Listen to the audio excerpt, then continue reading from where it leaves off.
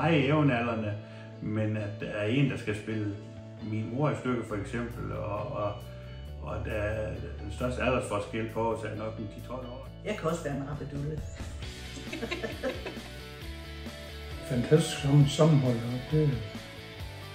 Vi prøver jo at spille de alvorlige, sådan at det stadigvæk er sjovt, fordi det skal jo være sjovt, det de kommer hen og til. De skal have noget at grine af. Jeg finder jo altid noget frem, når jeg skal spille en eller anden. Så skal man ligesom, eller det gør jeg i hvert fald, så finder jeg det i mig selv, fordi så bliver det jo mere troværdigt. På et tidspunkt ville jeg nok gerne til have haft den egen og været landmand, men det er aldrig blevet. Og så er der her rolle her, hvad hen kommer fra Argentina og skal til Danmark og købe en ejendom. Det kan være, det er der, hvad hen man kan samle lidt med sig. Jeg har altid godt kunne lide at spille komedie.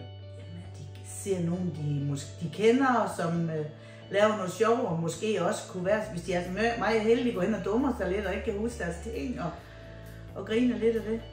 Ja, en god oplevelse for landet.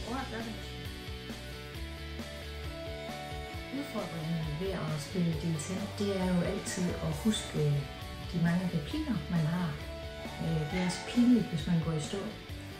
Men alt andet, der har vi jo en rigtig dygtig instruktør til at hjælpe os med at guide og komme med rigtig god, konstruktiv kritik. Så det er nemt at følge hans råd.